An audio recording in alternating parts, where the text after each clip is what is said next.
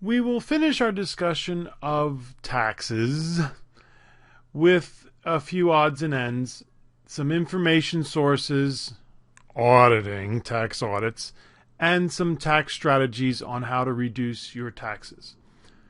Slide number 31, tax information sources. The IRS has several methods of assistance. And folks, they're a whole lot better than they used to be. They really are. They used to be completely befuddled and overwhelmed, and they gave bad service to themselves as well as to the taxpayers. And now they've really tightened up their operation. So I got to tell you, I've been impressed with their operations lately. I know we love to complain about the government, but when they do something good, we should compliment them. And they're not perfect. Nobody is. But they've done a whole lot better job. So this hotline, it's good. It's good. It works. You call up the 800 number, and the same woman, I don't know how she does it, answers the phone and gets you to the right place in general. The email service has been effective. I've been happy with them. One of the best books out there is J.K. Lasser's Your Income Tax, and it's updated every year, but you can pick up an old copy. Some people throw them away and buy the new one every year and get a pretty good idea of what's going on. And of course, you have to update what you've learned every year, but there's nobody in this universe who knows everything about the tax code. And then the Infernal Net. Eesh. Well, what I want you to do for the assignment, part of the assignment, is to go to irs.gov. And they've updated it yet again, and I'm not sure I'm as excited with the new update as I was with the last update. The last previous version I thought was pretty darn good. But that's what I prefer. Instead of using Google or Yahoo or whatever, I prefer that you look up those questions using irs.gov. And again, it's not the individual pieces of information that are so important as the process of doing it and looking for the data. That's more importantly. And there are literally thousands of tax-related websites, but be careful because a lot of them are just not very good, or they don't update them, so people will send me information from 2004 or 1997 because somebody created a website a million years ago and never updated it. So do be careful when you go on the Infernal Net for your tax information. But you can, for the most part, trust the IRS. For the most part. Slide number 32, tax preparation software. Well, the big gun in this world is TurboTax. But lately they've been doing some things that have gotten their customers angry at them. And Tax Act and H&R Block at Home have been gaining market share. These are very good programs, folks. I've been impressed with TurboTax. I've got to take a look at Tax Act and H&R Block's offering. But they guide you through. And what they're going to do is interview you.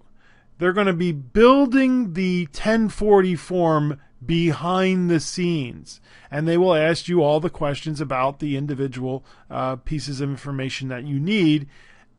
They're basically going to go through the Form 1040 as we did, but you won't see it. They'll ask you, okay, give me information about you. What's your social security number? How many kids? Whatever, dependents. How do you make any money? How do you make your money? Wages? Great. We'll put that in there. Did you have any business? Okay, we'll put that in there. Did you get any alimony? We'll put that in there. And they're building the 1040 form behind the scenes. And you can switch back and forth and take a look at it as it's being built. Very, very powerful, and many people are using these. In fact, many people don't even download it to their PC or Mac. They're using it, online. They're using their browser to do the returns. I'm still a big fan of spreadsheets. I still use spreadsheets that I created a long time ago to maintain the tax data throughout the year, and then I dump it into a tax program and have the tax program spit out the forms. I that's the way I do it these days. And I've helped students and other people with their, well, actually, for my family, I'm I'm the go-to guy in this respect. But you'll find, as you did, I hope, with the previous presentation, it's not as hard as people make it out to be. The services. If you need help, there's an entire army of people out there to help you. Now, tax preparers were individuals that could just say, hey, I'm a tax preparer. The IRS now has created a registration and testing process and certification process for tax preparers. So you can be better assured that these people know what they're doing, but it's not a guarantee. But if you really need help, folks, you need the services of an enrolled agent or a CPA accountant or a tax attorney. These people are the big guns. The enrolled agents are IRS approved tax experts, and they used to work for the IRS, not always, but CPAs, obviously that's a professional designation, and attorneys. And these people are going to be expensive, $200 an hour. But if you need their services, you need their services.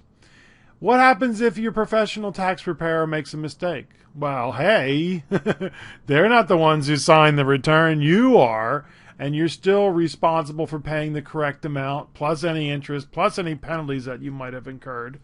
And for this reason, folks, it's important to at least understand the forms you're signing and check that the numbers are reasonable. There are unscrupulous individuals who say, hey, how much do you want to pay in taxes? Well, how much are you paying now? $5,000, $6,000?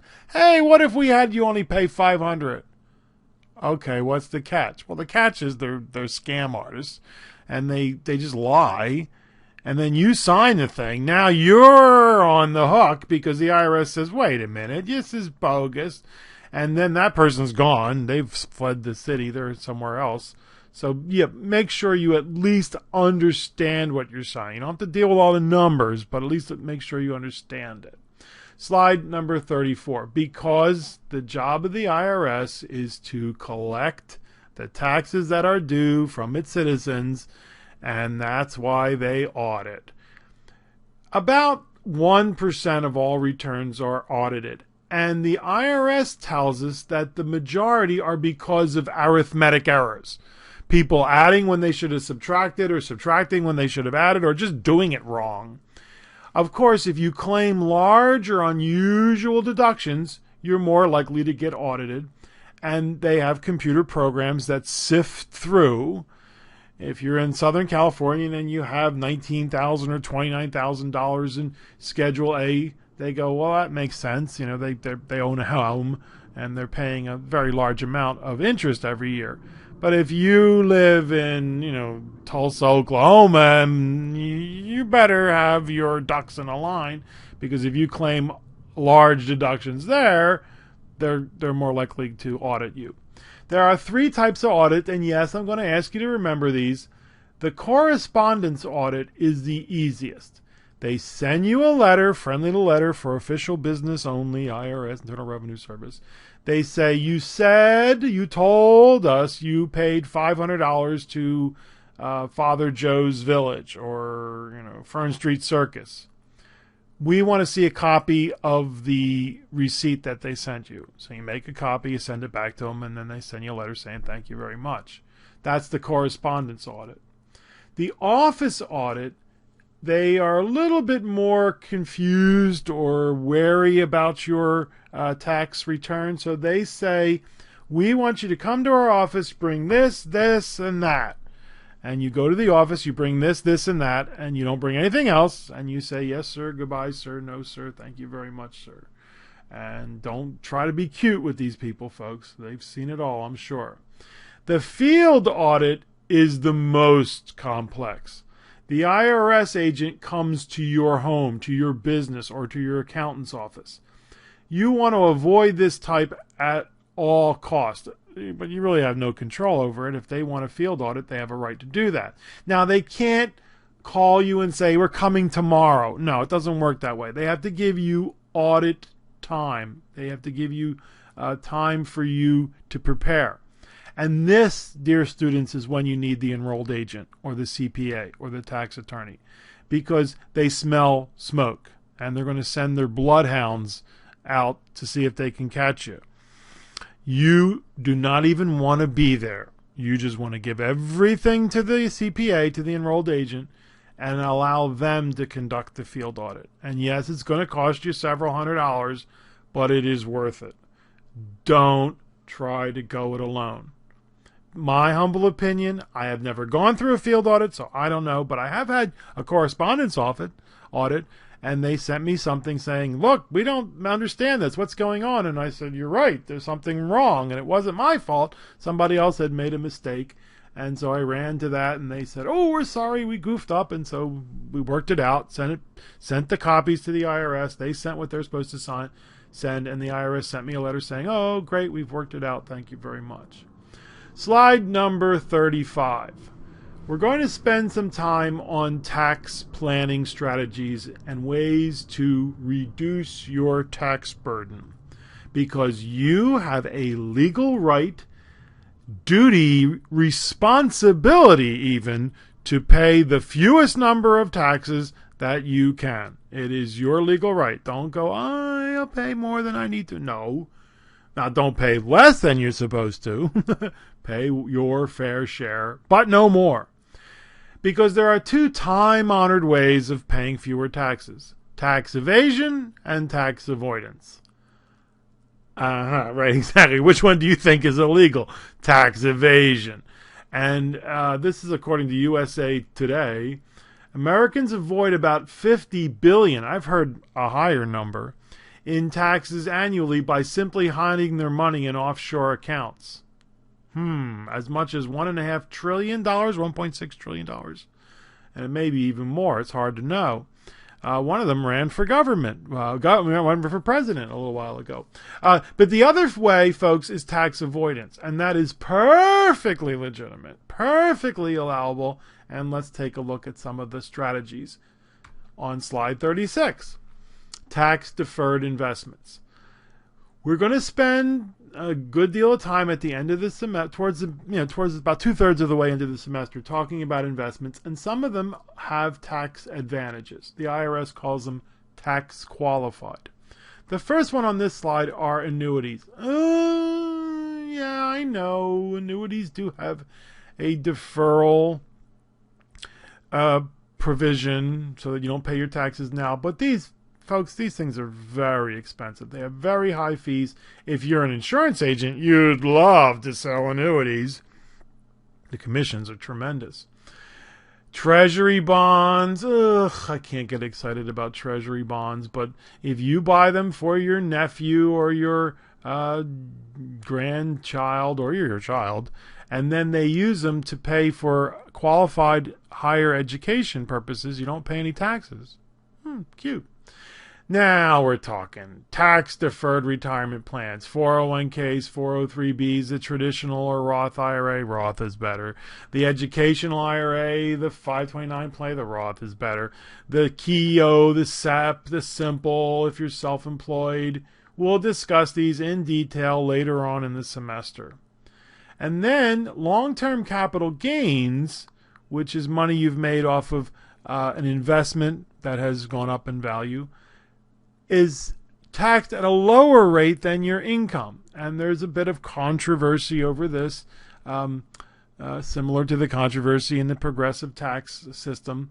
The idea is that we want to encourage investment, but then what some people, very wealthy people, do is they funnel their income through capital gains. And so it's even worse than that, folks. It's even worse. But so there's the idea is good. It's the implementation that tends to get some people angry. Others are excited because they're in the 0.1%. Slide number 37. Owning a home is one of the best tax shelters because you can deduct mortgage loan interest and property taxes when you itemize. This reduces your taxable income. This is a paid announcement from your friendly local real estate agent. As we're going to see, for some people, the tax savings when they buy a home at the lower end of the housing market are not what the real estate agents make them out to be. Yeah. We can use a home equity line of credit to buy a car, consolidate debt, and that will reduce our taxes. But, oh boy, do you have to be careful, folks, because it's just as dangerous. We'll discuss this in Chapter 5. And then tax-exempt investments such as muni bonds, well, these are mostly for very wealthy individuals because for the vast majority of us working grunts, it'd be better that we just pay the taxes on a higher yielding investment. But we'll discuss that later when we get to investments. And then many people use a business as a way to reduce their taxes. Now be careful. Well, we have a slide later on, but it has to be a legitimate business, not a hobby. You gotta start making money after about 2 to 5 years, 3 to 5 years, or the IRS will come back and just say, that's not a business, you're scamming us, that's a hobby. So let us now turn to slide 38, where we will take a look at someone's 2014 taxes with no home deduction. This is a single family, single individual, and a married couple, and their adjusted gross income, remember that's the line at the bottom of the first page and the line at the top of the second page, is $50,000. And so, they're starting to make a decent salary and they're ready to take a look at buying a home. That's a decent salary, don't you think? I am very happy, $50,000. Standard deduction, everyone gets the standard deduction of $6,200 for the single, $12,400 for the married. And so now there's that subtotal, line 41. And then the personal exemptions are $39.50 for the single person and double that for the married couple. So the single person's taxable income on line 43, if you go back and take a look at the form, it's line 43, $39,850, $29,700 for the married couple. Go into the tax table and you'll see that the single person is paying almost $6,000 in taxes for tax year 2014. For the married couple, it's $35.51. So let's see. They go out there and they say, how can we reduce our taxes? We can buy a home. And on slide 39, we see that if they bought that home at the lower end of the housing market, they would have a Schedule A that looks something like this. Does it look familiar? It should. This is a King Backs. Yes, the one from the previous presentation. $1,000 of state income tax, property tax. Remember, that's because they bought the home, $2,900. And then the DMV property tax and the mortgage interest. And you thought I was kidding. $14,400? No. At a 4% loan for $360,000, that's $14,400. Gifts to charity, $500. And then total itemized deductions, $19,000. And this is typical. This is typical for people buying at the, lower end of the housing market in San Diego. So what happens now to their taxes? Slide 40. Instead of the standard deduction, we now see the both of them taking $19,000 for their itemized deductions. So the subtotal is $31,000 for both. The single person gets to take $39.50 for one personal exemption. The married couple, $7,900. And so now their taxable income is $27,050 for the single, $23,100 for the married couple. And going into the tax table, we see that the single person has reduced their taxes to $3,608. The married couple has reduced their taxes to $2,561. Well, was that huge of a reduction? Not really. The single person was paying $5,800. Now they're paying $3,600. That's $2,200. Now, it's nothing to sneeze at, folks. I'm not saying you shouldn't be overjoyed by paying about a little less than $200 a month less taxes, but is it really that much? It's about as much it just barely covers your HOA fee. You see? So you were renting an apartment and you're saying, okay, now I got a condo and now my HOA fee is $250 a month. So this tax saving doesn't even cover the HOA fee. For the married couple, the news is even worse. They're saving a little over $80 a month. $90, not even $90 a month. So they can't even pay their half of their HOA fee. So for married couples buying at the low end of the housing market, the tax savings are not as large as the real estate agents make them out to be. Now, am I trying to discourage you from buying a home? No. I had a real estate agent in my class jumping up and down saying, what are you trying to do? Are you trying to keep them from buying a... Not at all. But I want you to have your eyes open. The real estate agents are going to tell you how much money. Oh, you're going to save incredible amounts of money on taxes. And the truth is, at the lower end, no.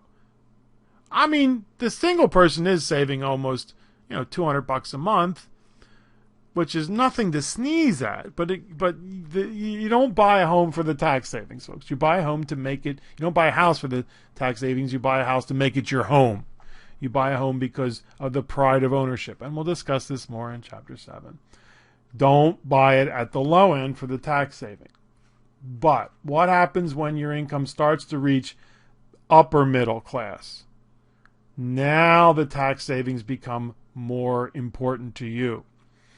Because now let's say your adjusted gross income, the bottom of the page number 1, top of page number 2, is $80,000 and you're single.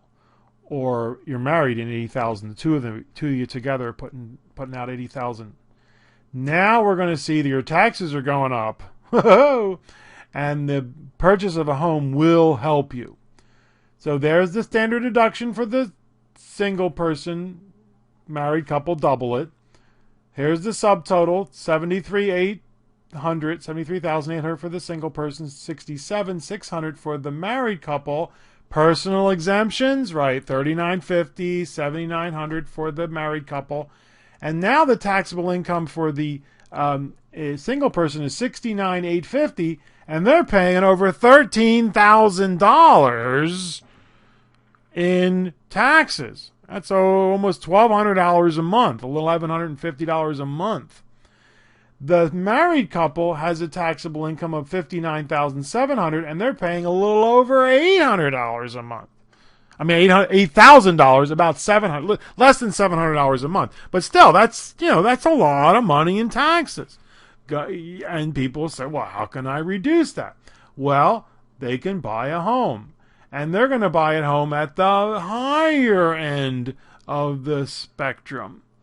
And so their income tax is more, they're making more, their property taxes are more, the property's more expensive. The DMV property tax is higher because they have 2 cars. The mortgage interest, oh my goodness, $28,800. I have a friend who calls it her dragon. Every month she has to feed the dragon. And these people, yes, $3,000 or more for their mortgage every month. That's a big chunk of change, folks. They give more to charity because they have more. So $37,000 in itemized deductions. Come back to the 1040 form, and now we see that those itemized deductions have really grabbed a chunk out of their taxable income. So $80,000 minus the $37,000 for both individuals, that's $43,000 subtotal. The personal exemptions for the single, the personal exemptions for the married couple. And so now the single person is down to $39,050, which translates into $5,626, a little over $5,600. The married couple is down to $35,100, a little over $4,300, $4,361. And so, look at the tax savings. The single person has gone from a little over $13,000 to $5,600. That's $7,700 they're saving. Yeah, almost $700 a month. And the married couple has gone from $8,051 to $4,361. They're at $36.90, about $300 a month are savings, which again is enough to pay for. Well, they probably don't have a big condo fee because it's probably a single family home, but whatever, they have even higher sometimes maintenance costs. Once your income reaches the middle to upper middle class level, a home is normally a very good tax shelter. Okay? So, am I trying to keep you from buying a home? Not at all. We'll discuss housing in more detail in Chapter 7. But remember that temper the enthusiasm of the real estate agents if you're looking to buy at the lower end, because they oversell, in my humble opinion, the tax savings to the folks at the lower end of the housing market. When you get to the middle and the upper end, the tax savings are substantial. Slide 46. Remember that $299 stereo that cost us $535? Well, if it is a legitimate business expense, then that same $299 stereo costs us just $319. How can that be? Well, you still have to pay state sales tax unless you plan to resell it. Unless you're a wholesaler, you don't pay the sales tax, and then you just turn around and sell it. But if you're using it for your business, you have to pay the sales tax. But the sales tax is also a business expense. When would a stereo be a legitimate business expense? Come on, you can think of, you're a DJ, or you have a storefront, or a waiting room, and you need a stereo for your store, or your waiting room, your dentist's office. Exactly. So if you start a legitimate business, then your taxes go down on the items you pay for that business. And as we said, the IRS expects that business to start earning money within about 3 to 5 years. If it keeps losing money, now this is what they can do, folks. They can come in and rule that it really isn't a business. And they go back all those years, and you have to you have to refile, and you cannot claim those losses off the business, off of your income. Yeah, I know. How's that for a kick in the teeth? And I have a cute little story that I hope you'll enjoy. It won't take long. As I said, I do the taxes for many people, my family and friends, and some students. If you need help, contact me. You can come to my office. I'll have one of the programs running there. I haven't decided which one yet, but if you need help, I can help you. And I did the partnership. Well, that was I've done a few partnerships. They're not easy. For my niece and her good friend who started a theater production company. And at first, everything was really bare bones. They didn't pay the actors. They rented out very small places, and their expenses were very low. And they started making money from the get-go, from the beginning. The first year, they actually made money off of the ticket sales. That's unheard of in a theater company, right? And that happened for a couple years. Well, they started to get a little bit of notoriety. And, of course, what did they start to do? They started to spend more extravagantly on the productions, because the critics come and say, well, this is, it was called backyard productions, folks. I mean, it was meant to be a low budget, but they started losing money, and they kept losing money, and then they started losing more money, right? And so I said to my niece, my understanding, I'm not a tax attorney. This was before you had to be a licensed tax preparer to do other people's taxes. I said, you got to start making money, or the IRS can come in and really give you a hassle. And she said, well, what should we do? What should we do? I said, let me call them. Let me contact them. So I contacted them, and it took me a while to get to talk to the right person, because, the people who are manning the phones don't normally know this. So I finally got to the right person, and he asked me, he said, what kind of business is it? I said, it's a theater production company. And he roared with laughter. He said, are you serious? I said, yeah. He goes, they never make any money. You go right ahead and lose as much money as you want. He asked me if they had any plans to become a nonprofit. I said, no, not really. He goes, you go right ahead and lose as much money as you want. Theater never makes money. Obviously, there are some theaters that do, but they're few and far between. And most theaters, when you go to the opera, folks, do you think that $100 ticket, or do you think that even goes anywhere near close to paying for how much an opera costs? No, it doesn't come anywhere near close to it. Usually they're nonprofits and they're subsidized by corporate donations. And even then, it's difficult for them to break even. Okay, that's a cute little story about theater. Slide 47. Donate your car. Get a tax break. An all too familiar spiel we hear from charities these days is that you can donate your car and get a $2,500 tax break. Well, if you're in the 25% marginal tax rate, that's worth $625. And you might only get $50 in cash if you ask the recycling yard to come and get the car for you. They might give you $50. They might say, we're not giving you a dime, just be happy that we didn't charge you to tow it away. Not a bad deal, huh? Not anymore. Right. The charity now, the IRS says the charity must sell the car immediately and give you the actual amount that they received for the car. And here's the kicker. If you don't itemize deductions using Schedule A and instead take the standard deductions, then it's not worth anything to you anyway. And many people would get angry at Father Joe's village and say, you told me I was going to be able to use this tax deduction. And they'd say, well, we told you may be able to use it, but we don't know your tax situation. We don't know if you file itemized deductions or if you file the standard deduction. So I'm not trying to tell you to not donate to Father Joe's Village or to KPBS or to Southwestern Community College Foundation. What I am saying is make sure you understand that you're donating it for the charity, not for your tax break. And unless you do itemize your deductions, it's not going to help you anyway.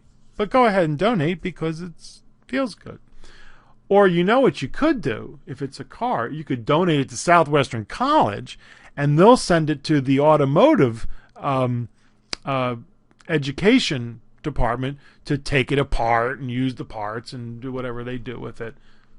Or maybe not. I don't know. I've never done that, but I've heard people say that. Say, "Oh, donate your car to the college, and the automotive people will take care of it." But I've never done that. Slide number 48. The bottom line. Death and taxes. Yeah, good old Ben. So the only thing certain in life is death and taxes. Well, actually, Ben was a little off. He should have said the only thing certain in life is death, taxes, and tax law changes. So every few years, the Congress starts yelling at each other and the president, and then the lobbyists get involved and the pundits, and we go through this. I call it phony because they keep saying they're trying to make the tax laws simpler, and every time they make them more and more complex. This is what I tell people, for those people who want to listen. If we want real tax reform, folks, all we really have to do is require the senators and representatives in Congress to do their own taxes. What? Yeah. The senators and representatives in Congress don't do their own taxes. They have individuals from the IRS, or I think it might be the Government Accounting Office, who come up onto Capitol Hill and do all their taxes for them. It's one of the perks of being an elected representative of these United Snakes of Armenia. Don't hold your breath, folks. These guys and gals are not going to do that. They don't have the time. They don't want to take Business 121. They don't want to learn it. They just want to yell at each other because really, when the opportunity strikes, I hope and pray beyond all reasonable expectations that we do something to really simplify the tax code, but I'm not too optimistic. And on that happy note, Go back over, make sure you understand the tax savings that you receive from owning a home, the tax audits, make sure you know those. And we are finished with everybody's favorite topic to hate, and that is taxes. One little note, you may have or you may not be done your Chapter 1 goals. The non-financial goal would be to organize your taxes or to do your own taxes this year or next year. Yeah, think about it. That's just one suggestion. You don't have to do it. There's plenty other goals that need to be done. See you in our next chapter when we tackle banking and saving and checking and our day-to-day financial transactions.